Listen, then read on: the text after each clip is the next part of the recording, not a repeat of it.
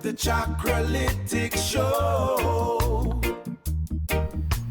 Namaste.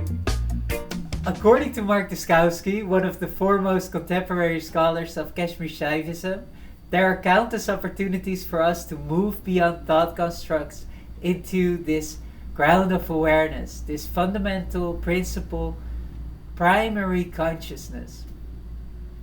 But for all of that to be possible, he argues that first of all we need to practice in a systematic manner, regularly, withdrawal. In this video, I would like to answer the questions: what does withdrawal mean in the context of self-alignment? And how does this look like in practicality in our daily lives? And I'm doing this according to my understanding, based on over a decade of experience now with the self-alignment process. And I would like to do it in the following manner. I would first of all tell something about the study that I've done when I did a master's, and I would like to tell something about a framework that maybe illuminates withdrawal a little bit and why it may be so beneficial to withdrawal. Then I would like to dive into a personal story to give a clear example of how withdrawal may work in the self-alignment process and in daily life. And then third, I would like to provide a practice which I found to be very beneficial for withdrawal or disidentification with thoughts and going more into that witness state. So, first of all, when I was in a university, I did a master's in policy communication and organization with a specialization in advice and change. So I was being trained to be a consultant and to provide guidance for big companies and for big transformational processes or change processes within organizations. So think, for example, of reorganization. And one of the lectures was about how to move employees from their current behavior into the new wished behavior. So there was a framework for this, and this framework was unfreeze, move, refreeze. So unfreeze, I think this is the stage of withdrawal. And what this means is that we would like to unfreeze our current habitual patterns. So people may be habitual animals in that sense. A lot of things are going on unconsciously. Maybe 80% of what we do for the most people is based on unconscious patterns and unconscious belief systems, unconscious fears or experience from the past. And when we go into a transformational process, we would like to create space and withdraw from these fixed patterns that we're having. We want to create some distance from these patterns. I'm thinking about a bowl of soup where you're with your head in it, or where you're drinking a big cup of tea. You can't see the borders anymore of the cup. But when we go step a little bit backwards, we can see the cup and we can see like an overview of the whole cup that we're holding. So this may be a similar thing with when we withdraw from our current life, our current behaviors. And then in the framework it goes to move, which would mean our path of self-alignment, our path of dissolving constructs, dissolving what isn't serving us anymore. And then it would say refreeze. And refreeze would mean stabilizing someone in their new wished patterns. In self-alignment, it would mean stabilizing that capability of resting in that witness awareness, resting in our natural state, resting in our essence nature. So for this purpose, there are many practices, and One of those is meditation. We could do writing, and there are 112 practices of the Vijnana Bhairava Tantra.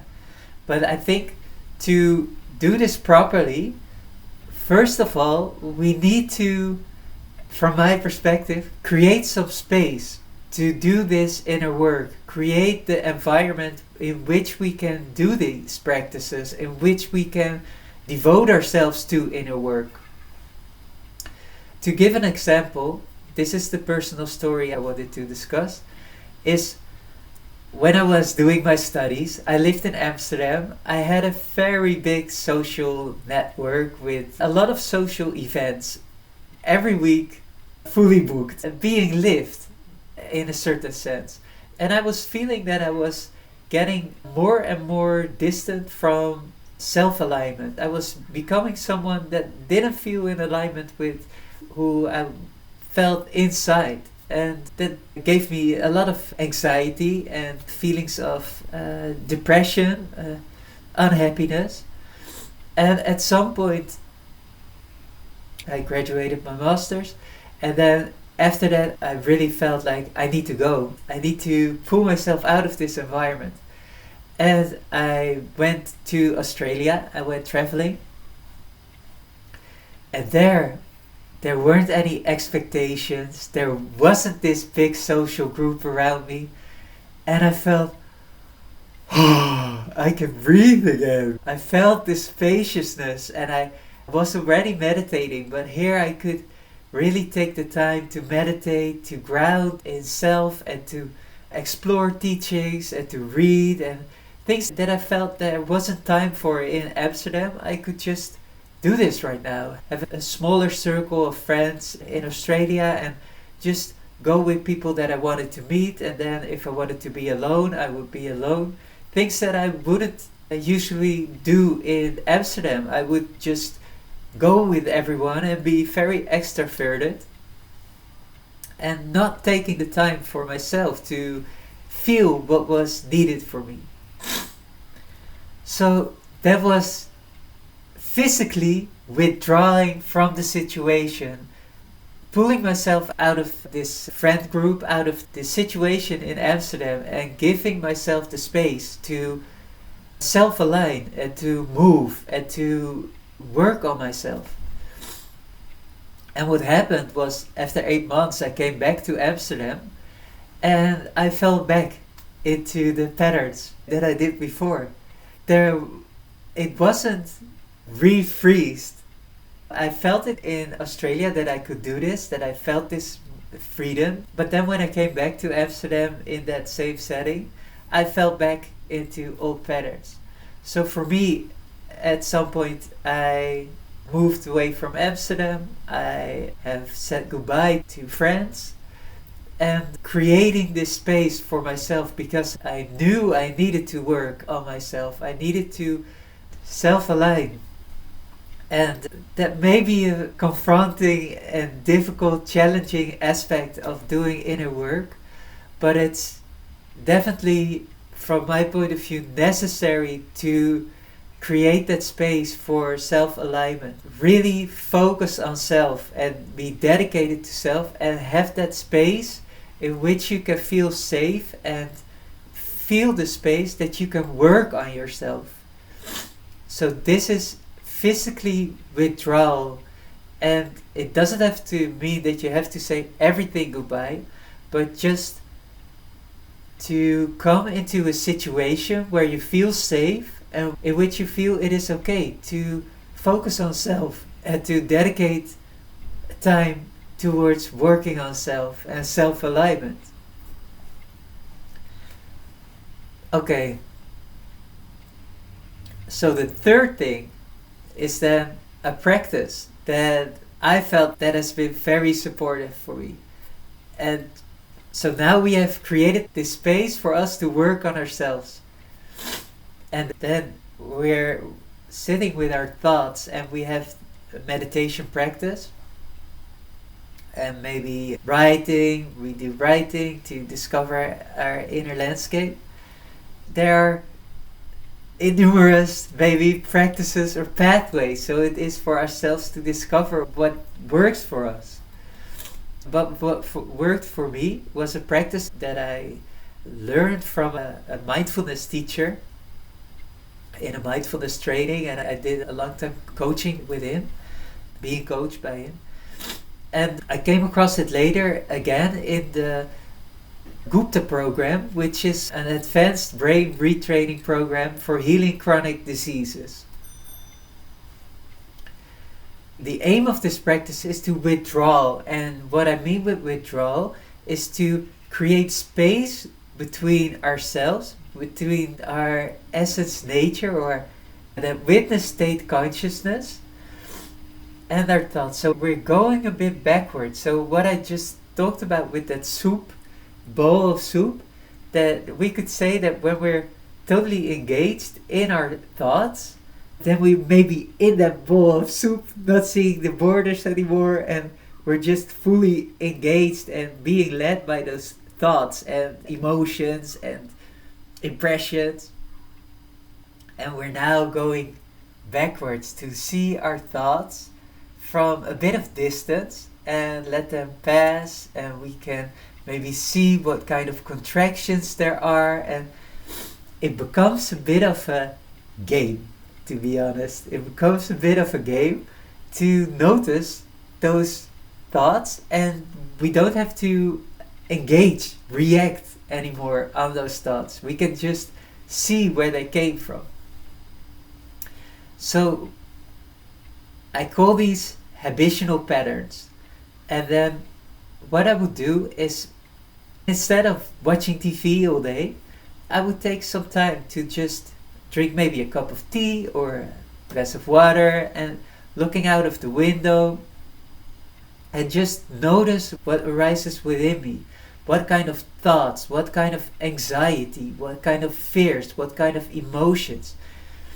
And then instead of trying to fix those thoughts and going in discussion with those thoughts, I would look at those thoughts and, for example, I would see that it was something related to performance, or I would see that it was related to something like perfectionism, or to something like judgment.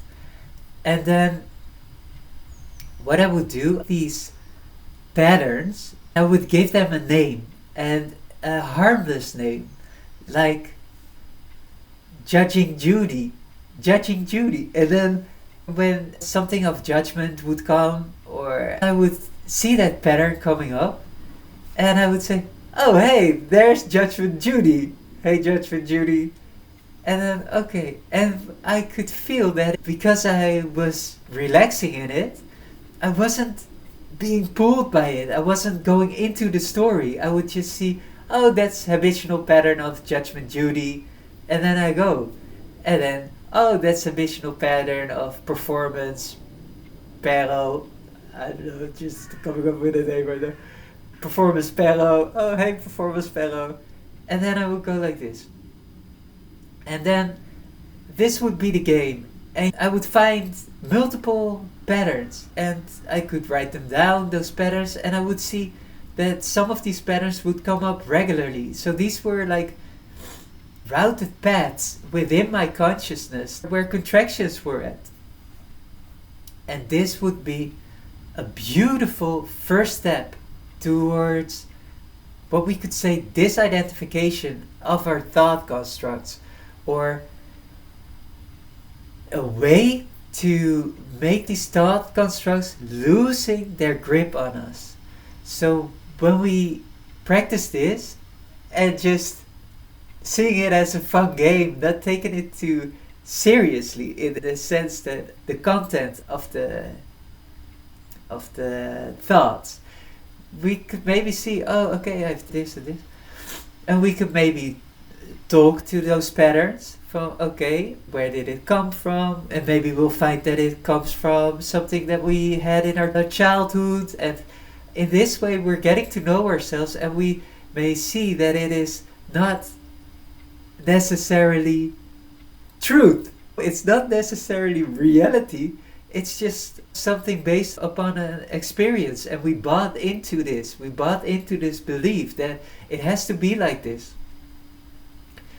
And when we practice this, and we practice this often, it may become easier and easier to sit in that witness state and to see with more clarity and to experience a greater sense of inner freedom and our ability to choose.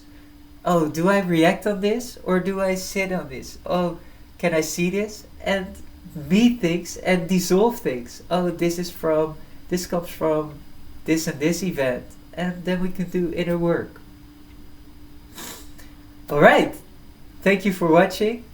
If you have any questions or reflections that you would like to share, I warmly invite you to ask them in the comments below or share them in the comments below.